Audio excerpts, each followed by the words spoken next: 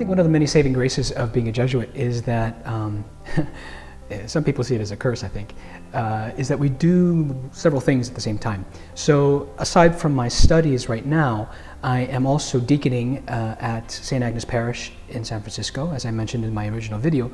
But last year I was also working at the Children's Hospital in Oakland and visiting children with cancer, as well as children in rehabilitation from accidents and various other sorts of ailments.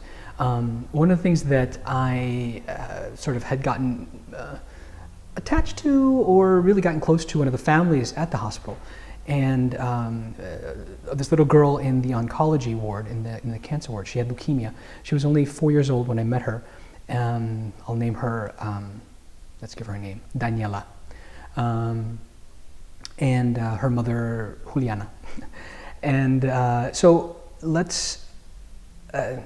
I just wanted to talk about them for a second, because in the midst of all my studies, also for comps, which are coming up in the next couple of days, I also went and did some pastoral ministry with them.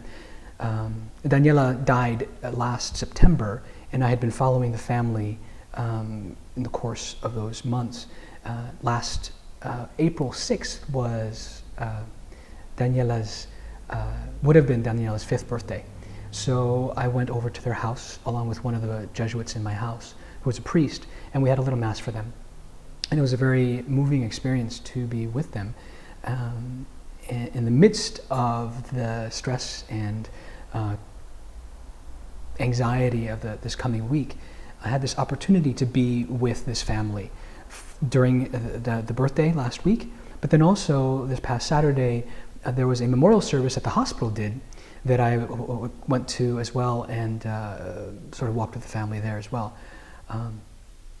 Basically, why I'm telling you the story is, I think these are the moments of real grace for me this past week that reminded me of what's important.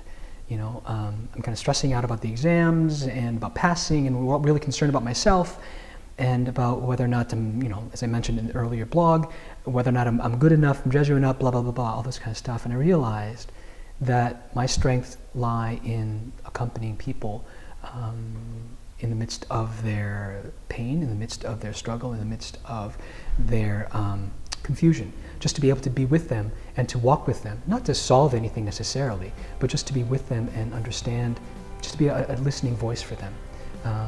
So this week has been, though anxiety-ridden, it's also been a time of real grace to walk with people, and God reminding me, this is what it's about.